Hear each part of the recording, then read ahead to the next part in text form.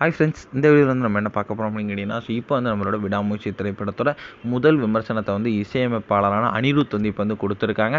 இந்த ஒரு விஷயம் வந்து இப்போ வந்து தலை ஃபேன்ஸ் மத்தியில் ரொம்ப ட்ரெண்டிங்காக போயிட்டுருக்கு. ஸோ அதை பற்றி அந்த வீடியோ நம்ம டீட்டெயிலாக பேச போகிறோம். இப்போ வந்து நம்மளோட தலை அஜித்தோட விடாமுயற்சி திரைப்படம் வந்து நாளைக்கு வந்து செம்ம பிரம்மாண்டம் வந்து ரிலீஸ் ஆக போகுது அப்படின்னு சொல்லலாம். ஸோ எல்லாமே வந்து செட்டாக தான் இருக்குது. ஸோ கண்டிப்பாக வந்து பெரிய பிளாக் பஸ்டர் ஆகும் அப்படின்ட்டு சொல்லப்படுது. ஸோ தலையோட கரியர்லேயே இது ஒரு பெரிய படமாக இருக்கும் அப்படின்ட்டு பேசப்படுது.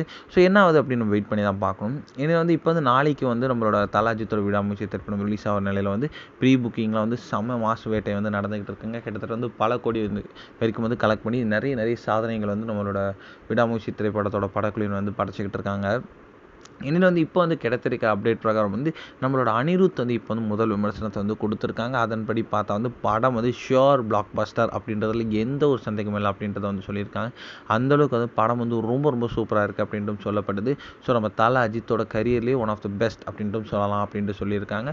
ஸோ கண்டிப்பாக வந்து அவரோட பிஜிஎம்க்கு வந்து ரொம்ப வேல்யூவாக இருக்கும் இந்த திரைப்படத்தில் அப்படின்ட்டு பேசப்படுது. ஸோ அவர் வந்து மொத்த டீமுக்கும் வந்து வாழ்த்து சொல்லியிருக்காரு. மெயினாக வந்து இயக்குனரான மகிழ் திருமணிக்கும் வாழ்த்துக்கள், ஆக்டரான தலை அஜித்துக்கும் வாழ்த்துக்கள் வந்து நம்ம அனிருத் சொல்லியிருக்காங்க. இப்போ வந்து இந்த ஒரு விஷயம், அதாவது நம்மளோட அனிருத்தோட விமர்சனம் வந்து இப்போ வந்து தல அஜித் ஃபேன்ஸ் மத்தியில் ரொம்ப ட்ரெண்டிங்காக போயிட்டு இருக்கு. ஸோ அவர் வந்து எப்பயுமே வந்து ஏதாச்சும் ஒரு திரைப்படத்துக்கு விமர்சனம் கொடுத்தா அந்த திரைப்படம் வந்து கண்டிப்பாக ஷோர் பிளாக் பஸ்டராக தான் இருக்குது. ஸோ கண்டிப்பாக வந்து இந்த திரைப்படம் வந்து பிளாக் பஸ்டர் அப்படின்றதுல எந்த ஒரு சந்தேகமே இல்லை.